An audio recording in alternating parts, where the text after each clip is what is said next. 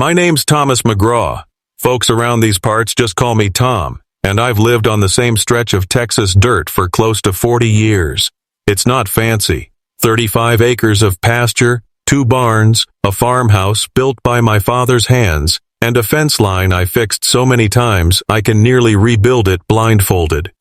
My wife passed 5 winters ago, and these days it's just me, my black lab Rusty, and my son Jacob, who helps out when he's home from his work in town. I'm not one for drama, but when someone threatens my land, especially with a weapon in hand, that's a line I don't let folks cross, especially not someone like Karen Dunst. Karen was the president of the Willow Creek Ridge HOA, and she wasn't just your average HOA president. She was the kind that wrote citations if your porch light was too bright, or fined her own neighbors for having mismatched flower pots, the kind who made it her full-time job to make everyone else miserable. Thing is, her HOA ended where my land began, or it was supposed to. One Wednesday morning, I found Jacob standing at the edge of the north pasture with a puzzled look on his face. He had his phone in hand, pointed towards something across the field. When I walked over, I saw what had his jaw locked tight. There were new stakes in the ground, orange flags, survey tape flapping in the breeze, and 2 hired workers digging along the tree line on my side of the fence. They say they're expanding the HOA walking trail, Jacob said, onto our land. I marched right over, told the workers to stop, asked to see their paperwork. They said to talk to the HOA, so I did. Karen showed up 20 minutes later in her black Range Rover, lips pursed like she sucked a lemon. "Mr. McGraw," she said, stepping out in heels that didn't belong near pasture land. "This land was misallocated years ago. We've had it reviewed. It belongs to Willow Creek Ridge." I laughed. Couldn't help it. "Lady, I've owned this property since 1984. I've got the deed and the taxes to prove it." "Well, the HOA has a different map," she snapped. "Then your map is wrong," I said, folding my arms. She pulled out a folder with papers that looked like they'd been copied too many times. I skimmed the top page. Notarized 3 months ago. No county seal, no official stamp, no boundary confirmation. "This isn't legal," I said. "This is a joke." Her lips twitched. "Then we'll see you in court." But she didn't go to court, not at first. Instead, she brought in more workers. I had to physically stand in front of my barn one morning to keep a backhoe from tearing up the side yard. And that's when the real trouble began. Because 2 days later, while I was in the garden watering the tomatoes, Karen marched up the driveway uninvited, stood 10 feet from my porch, pulled back her coat, and I saw the outline of a pistol on her hip. Jacob caught it on camera. Jacob's hands were steady as he filmed from the kitchen window. He caught the whole thing, Karen approaching, her coat shifting just enough to show that pistol on her hip, and her cold, calculated stare as she yelled up the porch steps at me. "You have 48 hours to remove your fencing or we'll consider it an obstruction," she barked. I didn't move. "Karen, you are trespassing on my private land. You're carrying a weapon. I suggest you turn around before you get a visit from someone wearing a badge." She scoffed, took 2 steps closer and pointed a finger. "You think anyone's going to take your side? This whole neighborhood is behind me. They want that trail, and you're in the way."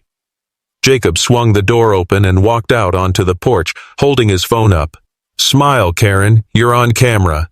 That stopped her. She glanced at him, at the phone, then turned on her heel and stormed back to the Range Rover. Gravel sprayed as she peeled out of our driveway. I wasn't sure what shook me more, that she'd shown up armed, or that she clearly thought she could get away with it. We called the sheriff. He came out within the hour, a lean, quiet man named Deputy Reyes I'd known since he was a teen helping his dad haul hay. We showed him the footage. He watched it twice, then whistled. "This ain't good," he muttered. "That's a concealed weapon being used to intimidate. She's on your land. You got full documentation of your property line?" I pulled out the old metal file box from under my bed. Deed, survey maps, tax receipts, every last piece. Reyes nodded slowly. "All right. I'll file the report. But you know how it goes, Tom. HOAs have got lawyers stacked to the ceiling. They'll tie this up for years if they can. Jacob crossed his arms. Then we go public. We've got video. Let the town see who she really is. And that's what we did.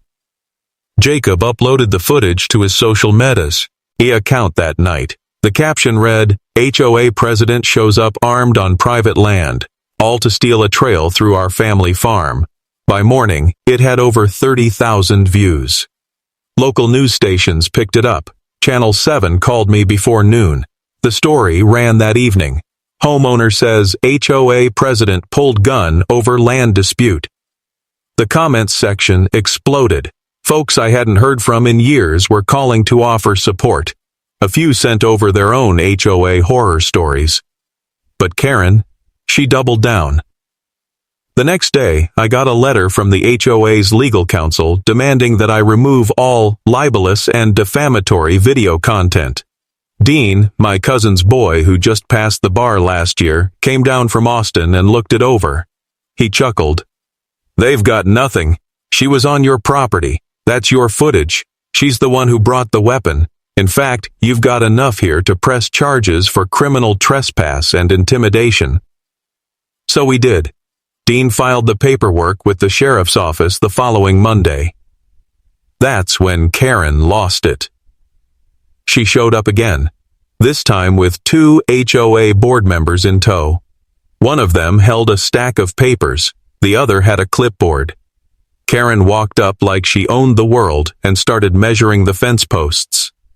You're building across the easement, she snapped. I stepped out on the porch, shotgun in one hand, not loaded, but she didn't know that, and Rusty at my feet. This is your last warning, I said. Step 1 foot onto my land again, and you're going to be explaining yourself to a judge. We've got legal action in motion. The board members hesitated. One of them muttered something about calling their lawyer. Karen hissed back, We are the law. Jacob laughed from behind the camera.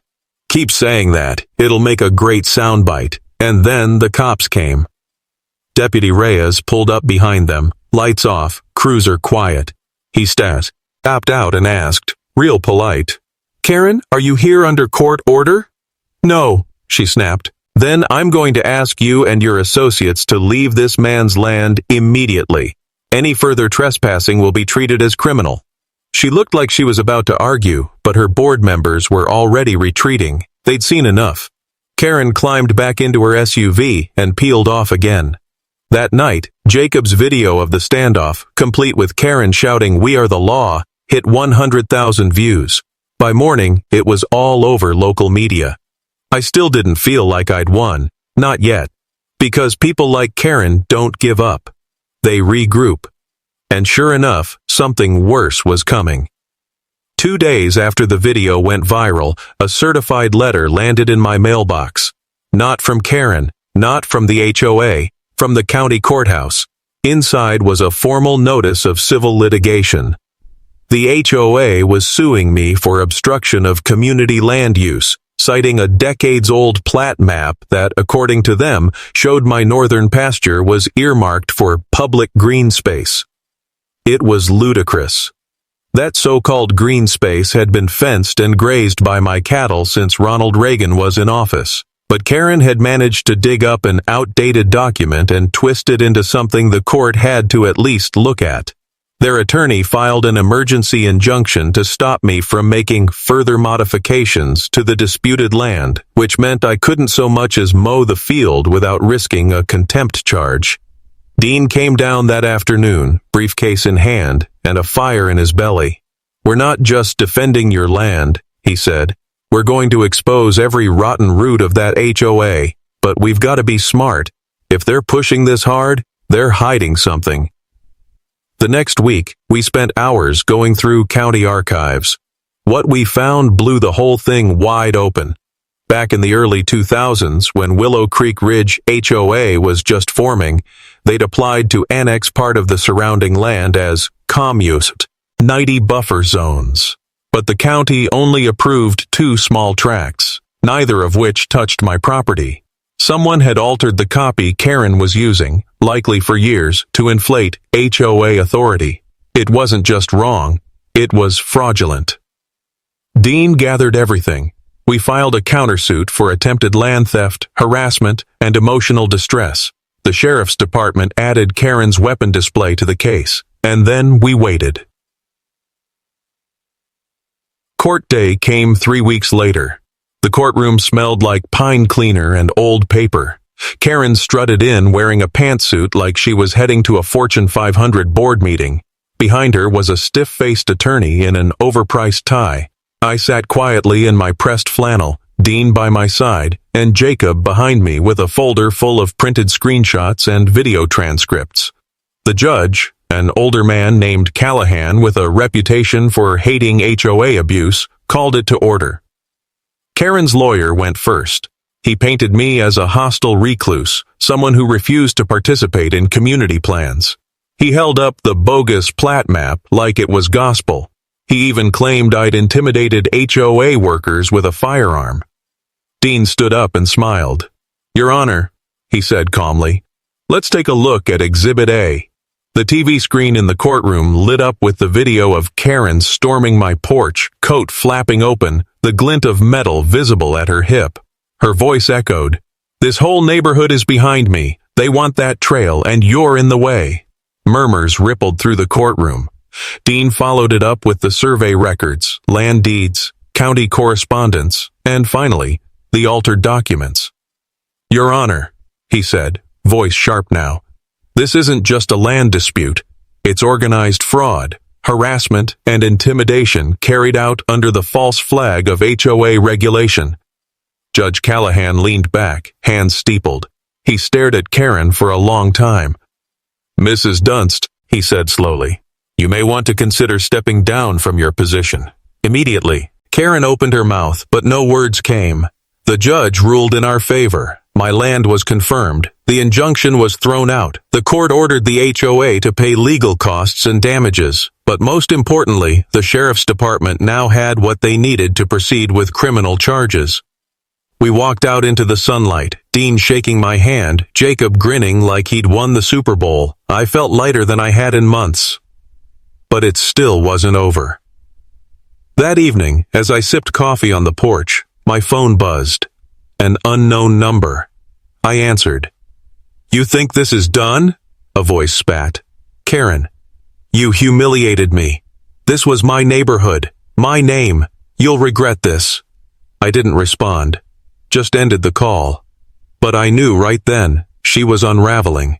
And people like that are dangerous when they've lost their grip, especially when they still have friends on the board. 3 days passed without a word from Karen. I kept to myself, checked my fences, and stayed out of town. But Jacob was watching. He'd noticed something strange. HOA board members coming and going from the community clubhouse late into the night. A new set of survey markers went up near the eastern ridge of my property. And our mailbox, smashed clean off its post one morning like it had met a baseball bat. "You think she's trying to provoke you?" Jacob asked. "I think she's already unhinged," I said. "But she's not dumb. She's got one last play, and it's gonna be dirty." We were right. On Sunday morning, a new sign appeared at the entrance of Willow Creek Ridge. Community Expansion, Phase 3, Development Approved. It included a map. My pasture was on it. Karen had filed fake permits with a small land use review board 2 counties over. It was meant to look official, stamped and all, but the dates didn't line up.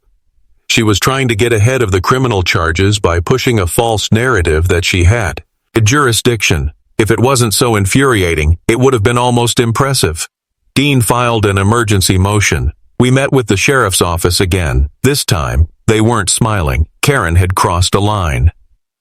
Tuesday morning, just before dawn, I heard tires crunching gravel outside. I stepped out onto the porch with my thermos in hand and saw headlights sweeping across the pasture. 2 pickups. One of them had a trailer with a backhoe loaded up, and standing next to them, clipboard in hand, was Karen. Jacob, already up and filming, stood beside me. "This is it," he muttered. Karen spotted us and yelled across the yard, "We're beginning approved construction. This is your last chance to comply." I didn't say a word, neither did Jacob. We just stood there and filmed. Deputy Reyes pulled up 5 minutes later with 2 patrol cars behind him. "What the hell is going on, Karen?" he barked as he got out. "These are approved developments," she shouted back, thrusting her papers in the air. "The HOA owns this land now. We've voted." "You can't vote away someone else's deed," Reyes snapped. "You've got a restraining order on this property, and you're here with construction equipment? Turn that machine off, now." Karen lost it. She charged toward me, screaming about land theft, HOA rights, and how I was ruining the community's vision. She pointed at Jacob's camera, slapped at his phone, and then tried to yank the clipboard from Reyes's hand. That was it. She was cuffed on the spot. Her voice echoed through the pasture as they led her away. "This isn't over. You'll see. I built this neighborhood." But it was over. For her, at least. Jacob's footage was picked up by national outlets this time. The headline, "HOA President Arrested After Violent Confrontation on Private Land." I got phone calls from ranchers halfway across the country, cheering me on. Some sent pies. One sent a horse blanket. A week later, the HOA board held a meeting without Karen. Half the members resigned. The rest voted to dissolve the board entirely until a third-party auditor could step in. It was the first time in decades the neighborhood didn't have someone watching their trash bins or grass height. But me? I was just glad to walk my fence line in peace. And Jacob? He had one more surprise up his sleeve. Jacob's surprise came wrapped in a worn manila envelope marked HOA Fiscal Records, Confidential. He'd found it in the drop box behind the old clubhouse after Karen's arrest, probably abandoned in her rush to save face. Inside were receipts, board minutes, off-the-books payments, evidence of years of financial misconduct. We handed the envelope to Dean, who passed it along to the DA's office. That was the final nail in the coffin. 3 months later, Karen stood trial not just for trespassing or brandishing a firearm, but for embezzlement, fraud, and unlawful property claims. The courtroom was packed. Neighbors filled the pews, whispering about the woman who had once dictated the color of their flower pots. And now, she was being held accountable. The jury didn't take long, guilty on all counts. Karen was sentenced to 18 months in county lockup and 5 years probation. She was barred from serving on any HOA board for the rest of her life. The restitution order required her to repay over $100,000 misappropriated from HOA dues. Turns out, she wasn't just after my land. She'd been using neighborhood funds to pad her retirement dream. The HOA dissolved permanently. A community vote passed 78-2 in favor of disbanding it altogether. Folks were tired of being ruled by pettiness and power trips. I sat on my porch that evening, coffee in hand, and watched the sun dip behind the hills. Jacob sat next to me, scrolling through comments on the final video update. "Check this one out," he said, laughing. "Some guy wants to make a documentary about the ranch revolt." I chuckled. Only if they bring their own boots. No one's stepping in my pasture without earning it. It felt like peace, real peace, the kind that doesn't come easy. Neighbors started stopping by more, not to complain, but to connect. Some even helped me repaint the barn. A few apologized for siding with the HOA before. I didn't hold it against them. People follow rules when they're afraid. But now, they were free. And me? I finally got to put that land to use. Planted a wildflower strip through the pasture where Karen wanted that trail. It bloomed by summer, a bright, beautiful line across the field. My quiet way of reclaiming what she tried to steal. Sometimes I walk it just to remember how close I came to losing everything, and how important it is to stand your ground when it matters most. If you enjoyed this story, don't forget to like, subscribe, and stick around. I've got more wild HOA tales coming your way.